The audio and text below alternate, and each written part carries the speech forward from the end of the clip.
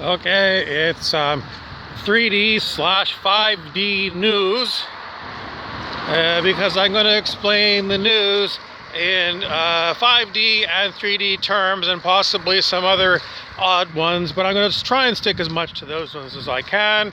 Don't hold me to it. Okay, the news today was possibly a UFO fired a missile that landed somewhere in Beirut, Lebanon. People had taken the video and they had put it into like reverse color, some kind of a color transformation, and lo and behold they had been circling, well, then it was labeled as UFO. So it's UFO news, the Beirut explosion, and I want to remind you that the CGI is so good these days, it could be all run as a gag prank.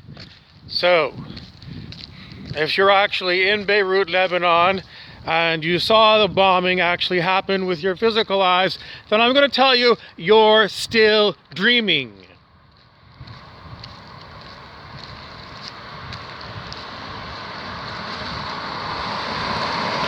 Which links to, the commonly used term lucid dreaming. Dreaming while you're awake. Don Juan Matus said, check for your hands in your dream. Look for your hands, he said to Carlos Castaneda in one of the Castaneda books. Okay, what other news did we have?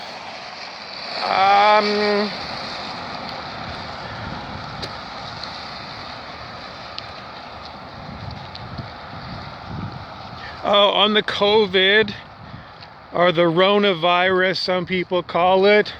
Well, I did go into the liquor store today, and I did see they had in stock Mexican Corona beer. I saw it with my physical eyes in my dream. I didn't buy any, but I wondered, are people buying it? Or are they like I would still consider buying it for hot weather in summertime, where you put it a slice of lime into the top of the open bottle of Corona, or Cinco de Mayo, the 5th of May, Mexicans, is it birthday? I guess national birthday or something. Anyway, Mexico Day, happy Mexico Day. But no, I didn't buy that. I didn't buy any tequila, although I did glance and notice that they did have tequila. So, margaritas with tequila.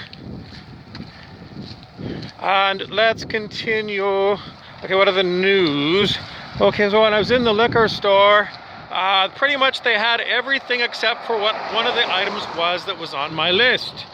And that was British Bitter, which is a form of British beer that's served at room temperature, we are told, here in the colonies, also known as North America. Anyways, at one time there was a British themed pub in the big mall in my city when I was about, I guess maybe when I was 15. And did I actually drink in there? I don't remember actually going in there to drink, but I wish, it's long gone. It's been taken away many, many years ago. But the thought was in my head that I'd like to go to a place just like that one, a British pub where they've got a telephone booth that's painted in red.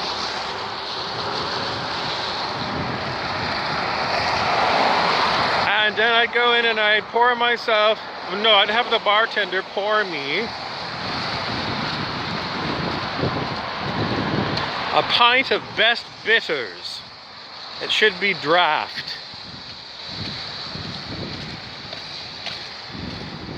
But then, seeing as that doesn't exist here in town, I went to the liquor store. It was on my list that I wanted to get a can probably a can, of British best bitters.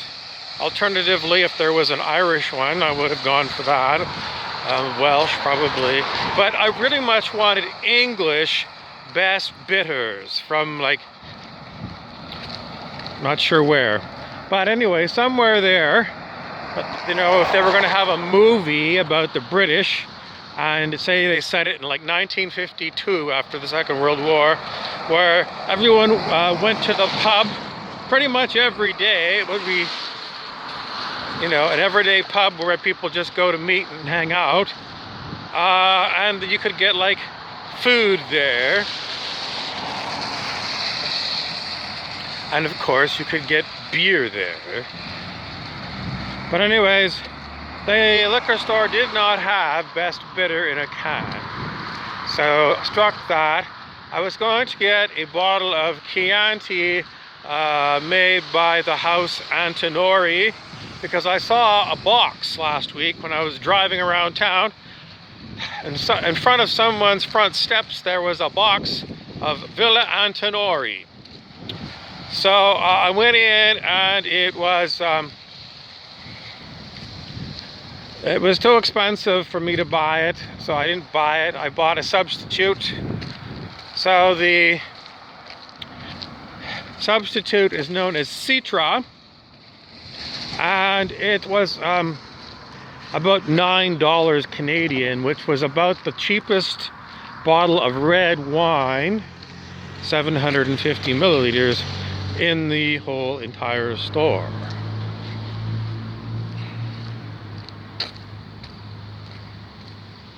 Other news, at the liquor store I had to wear a mask starting when I was waiting in line outside, and then I had my mask adjusted and I breathed through it, and I have horrible breath once again. Wearing the mask, I just breathe in, and this air that's coming out of my lungs, it's like,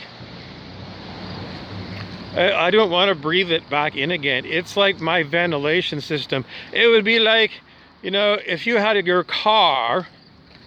Why did I feel like this mask? I don't know, it just brought it to my attention. It was stopping some of the breath from exiting, and that was like, anyway, I didn't enjoy that. So I'm not for permanently wearing these masks.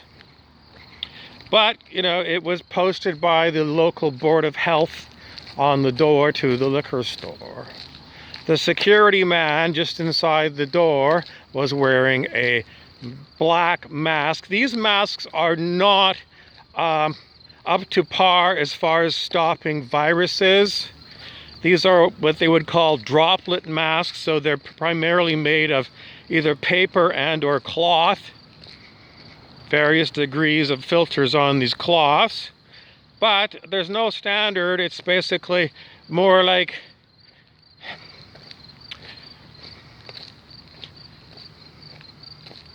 anyways, these cloths are supposed to stop spit.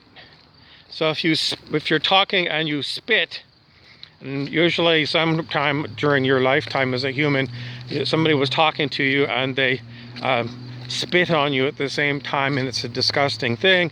So if you wear these masks, then even if you talk to other people in public areas, you won't be spreading spit. Nevertheless, I don't want to, if it's between me, my choice, of you spitting on me when you're talking to me when I'm standing on a subway and you're right next to me, because there's no more room on, I don't know, maybe it'll work. Anyways, I would prefer to be able to go to the liquor store and not have to wear anything at all. Nude liquor store. Now, some people have got big hang-ups on taking off their clothes in public. And for many long times, probably, I don't know, it was a law, a morality law, that said that you had to wear clothes, tops and bottoms, So, anyways,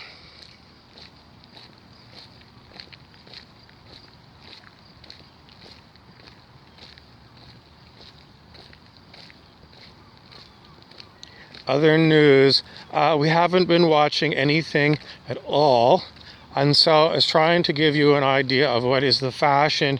We're pretty much going with